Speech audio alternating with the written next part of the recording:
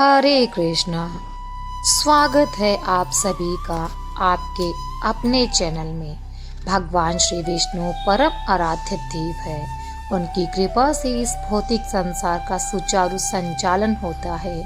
वे मनुष्य को जीवन और मृत्यु के चक्र से मुक्ति प्रदान करते हैं और इस विशेष पौष मास में उनकी विशेष पूजा, आराधना, उपवास और व्रत का पालन करके मनुष्य परम उच्च गति को प्राप्त कर सकता है। और ऐसी ही उच्च गति प्रदान करती है एकादशी तिथि, जो कि इस पुण्यमय समय में विद्यमान है। ऐसी सफला एकादशी की आप सबको बहुत सारी शुभकामनाएं। तो आइए इसी सफला एकादशी के उपलक्ष्य में आज हम उससे जुड़ी हुई इस सुंदर पौराणिक कथा का श्रवण करते हैं। आइए आज की ये सफला एकादशी व्रत कथा प्रारंभ करते हैं। सफला एकादशी पौष मास के कृष्ण पक्ष में आती है और इसका महात्म ब्रह्मांड पुराण में भगवान श्री कृष्ण और महाराज युधिष्ठिर के संवाद में प्राप्त होता है। एक समय युधिष्ठिर महाराज ने पूछा, हे केशव, पौष मास के कृष्ण पक्ष में आने वाली एकादशी का क्या नाम है? इसका पालन कैसे करना चाहिए? ये सुनकर भगवान श्री कृष्ण ने उत्तर दिया, हे भरतवंशी, जिस प्रकार सर्पों में से श्रेष्ठ है, पक्षियों में गरुड़ श्रेष्ठ है, बलिदानों में घोड़े की बलि सर्वोत्तम बताई गई है, नदियों में श्रेष्ठ गंगा है, देवताओं में भगवान विष्णु श्रेष्ठ है और मनुष्यों में ब्राह्मण श्रेष्ठ है, उसी प्रकार समस्त व्रतों में एकादशी का दिन सर्वश्रेष्ठ है।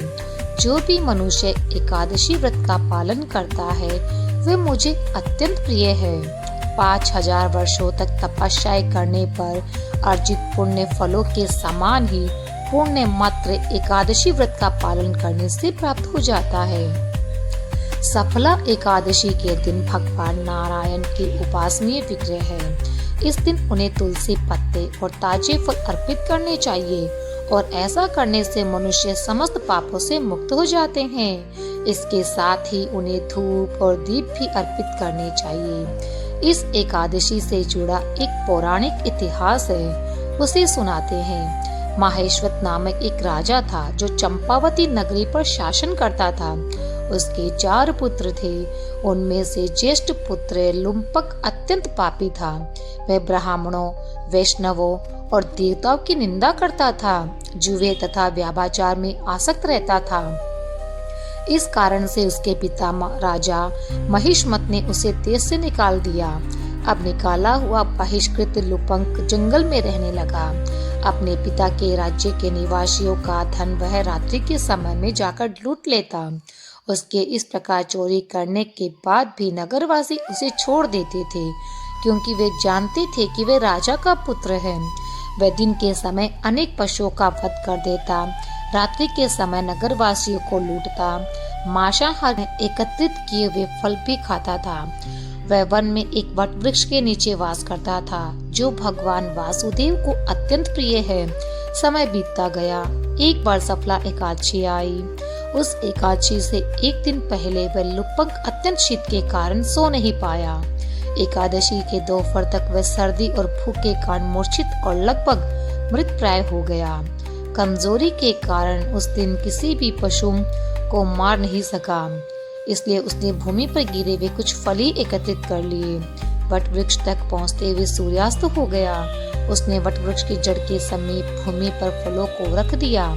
लुम्पंक दुख में क्रंदन कर रहा था और फिर श्री हरि की कृपा पूर्वक वे फल स्वीकार करने की प्रार्थना करने लगा। वे अत्यधिक सर्दी के कारण सारी रात जागने के लिए विवश हो गया था। उपवास और जागरण के फल स्वरूप उसने अनजाने में ही सफला एकादशी का पालन किया। भगवान मधुसूदन ने उसके द्वारा अर्पित उपासना और उस एकादशी के व्रत को स्वीकार कर लिया। अगले दिन सुबह एक दिव्य अश्व आया और लुपंक के समक्ष उपस्थित हो गया। एक आकाशवाणी ने घोषणा की कि भगवान मधुसूदन की कृपा और सफला एकादशी के प्रभाव द्वारा वह अब अपनी राजधानी लौट सकता है। लुपंक अपने पिता के पास वापस लौट गया और राज्य के शासन का उत्तरदायित्व स्वीकार कर लिया। उसने नीति पूर्वक धर्म पूर्वक संपूर्ण जीवन के दौरान राज्य किया और फिर वृद्धावस्था में साम्राज्य से संन्यास लिया और अपने उत्तरदायित्व को अपने युवा पुत्र को सौंप दिया। फिर वे वन में चला गया, भगवान के चिंतन में अपना समय व्यतीत करने लगा और अपने भौतिक शरीर का त्याग करके भगवत धाम वापस लौट गया। कथा का समापन करते हुए भगवान श्री कृष्ण ने कहा, हे राजन, जो अनजाने में ही सफला एकादशी व्रत का पालन करता है वह इस संसार में विख्यात हो जाता है। मृत्यु के समय वह मुक्त हो जाएगा और जो जानबूझकर पूर्ण श्रद्धा और निष्ठा के साथ नियम पूर्वक इस सफला एकादशी का पालन करता है उसके लिए भगवत धाम यानी वैकुंठ की गति निश्चित ही है। और हाँ, अगर आप हमारे इस वैदिक ज्ञान के प्रचार कार्य की सराहना करते हैं और इस कार्य में अपना सहयोग देना चाहते हैं तो आप हमारी कुछ मदद कर सकते हैं। तो हमारी आत्मसात की यात्रा अब शुरू हो चुकी है। अब हम भगवत गीता जो है उसका आपको प्रतिदिन श्रवण करवाएंगे। तो यदि आपने अभी तक हमारे चैनल को सब्सक्राइब नहीं किया है तो आप हमारे चैनल को सब्सक्राइब कर लें। अभी हम आपको आगे की कहानी सुनाने वाले हैं। तो चलिए फिर शुरू करते हैं आज की अगली पौराणिक कथा। आइए अब इस सफला एकादशी के अवसर पर हम एक और सुंदर पौराणिक कथा का श्रवण करते हैं। मनुष्य अक्सर ईश्वर की कृपा प्राप्त करने के लिए अपने जीवन काल के दौरान प्रयास करता है, लेकिन क्या आप किसी ऐसे व्यक्तित्व को जानते हैं जिन्हें जन्म से पहले ईश्वर की कृपा प्राप्त हो चुकी हो? जी नहीं, हम परीक्षित महाराज की बात नहीं कर रहे हैं। उन्हें तो अपनी माता के गर्भ में ही ईश्वर की कृपा मिली थी। हम तो बात कर रहे हैं एक ऐसे आचार्य की जो माता के गर्भ में आने से पहले ही ईश्वर की कृपा से लाभान्वित हो चुके थे। चलिए आज हम आपको एक ऐसे महान वैष्णव आचार्य की जीवनी सुनाते हैं जिन्होंने अपने कृष्ण प्रेम की बाढ़ से एक ऐसी सरिता का सृजन किया जिसमें आज भी अगर कोई व्यक्ति डूब जाए तो वह इस भव सागर को तैर जाता है। लेकिन ये महान आचार्य है कौन और उन्होंने कौन सी सरिता का सृजन किया, ये जानने के लिए आपको हमारे साथ इस वीडियो के अंत तक बने रहना होगा।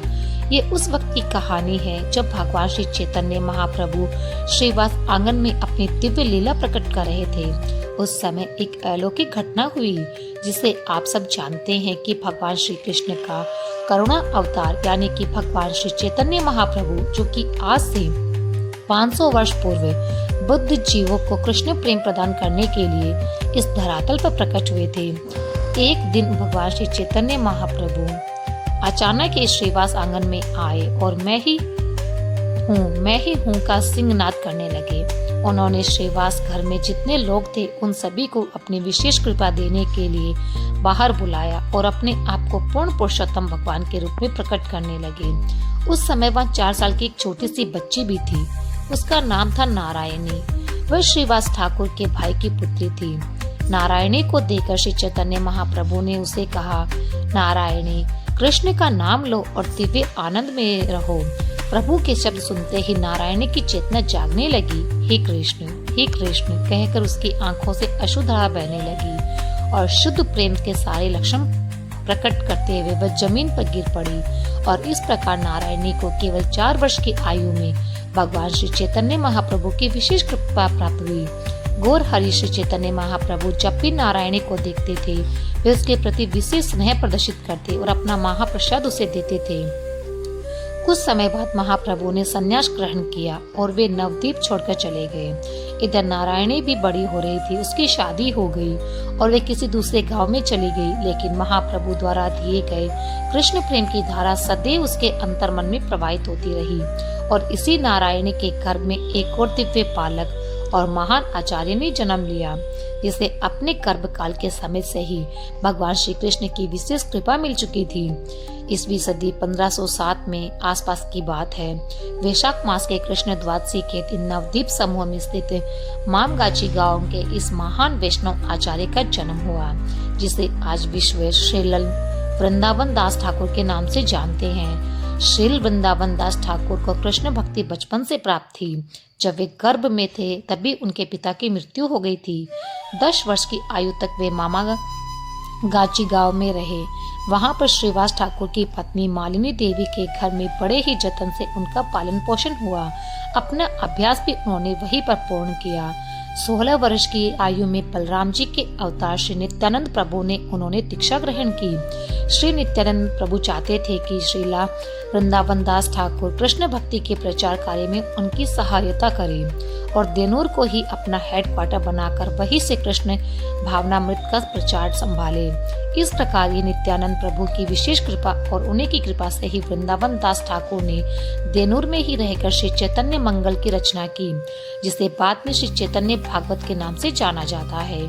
चैतन्य भागवत भगवान श्री चैतन्य महाप्रभु की लीलाओं का वर्णन करती हुई वो सरिता है जिसमें एक बार डूबने वाला व्यक्ति इस भवसागर को तैर जाता है। श्री चैतन्य चरणामृत जैसे महान ग्रंथ की रचना करने वाले श्री कृष्णदास कविराज कहते हैं कि चैतन्य भागवत का श्रवण करने से सभी अमंगल का नाश हो जाता है और उसका पठन करने वाले व्यक्ति भगवान श्री चैतन्य महाप्रभु और श्री नित्यानंद प्रभु की दिव्य लीलाओं को समझ पाते हैं और अंत में उसे शुद्ध प्रेम की प्राप्ति होती है। जब वृंदावन दास ठाकुर अपने युवावस्था तक पहुँचे तब गढ़िये वैष्णव संप्रदाय के एक सोनापन छा गया, क्योंकि भगवान श्री चैतन्य महाप्रभु और उनके पार्षद इस धरातल को छोड़ चुके थे।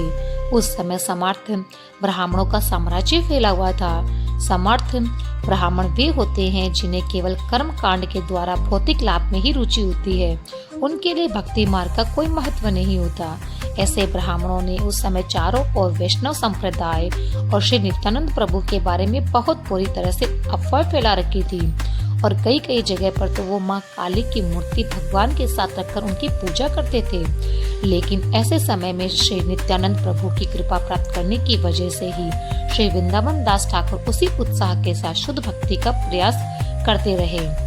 उन्होंने विश्व को श्री चैतन्य महाप्रभु की शिक्षाओं और भक्ति का सारांश चैतन्य भागवत ग्रंथ के रूप में विश्व को अर्पित किया। यहाँ सोचने वाली बात ये थी कि क्या किसी साधारण मनुष्य के अंदर इतनी क्षमता हो सकती है?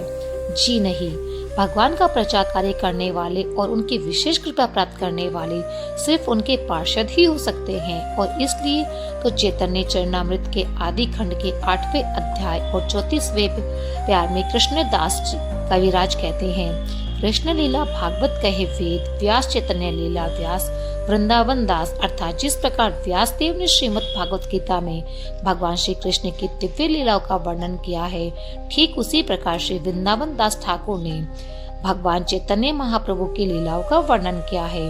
कृष्णदास कविराज इसी ग्रंथ में आगे अत्यंत लीला के 20वें अध्याय में 82 भाग में फिर से कहते हैं कि वृंदावन दास ठाकुर भगवान नित्यानंद के प्रिय भक्त है और इसीलिए वे मूल रूप से व्यास देव है, जिन्होंने श्री चैतन्य महाप्रभु की दिव्य लीलाओं का वर्णन किया।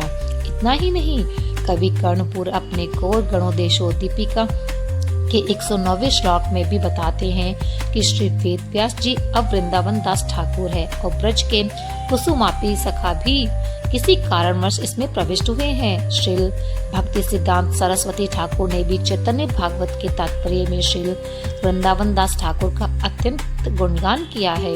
उन्होंने कहा कि अपने गुरु नित्यानंद प्रभु के प्रति श्री वृंदावन दास ठाकुर की भक्ति अतुलनीय है और वे भगवान चैतन्य महाप्रभु के सिद्धांतों के सबसे बड़े प्रचारक हैं। इसके संस्थापक आचार्य श्री ऐसी भक्ति वेदांत स्वामी श्रील प्रभुपाद ने भी अपनी पुस्तकों में श्रील वृंदावन दास ठाकुर की महिमा का अनेक स्थान पर गान किया है।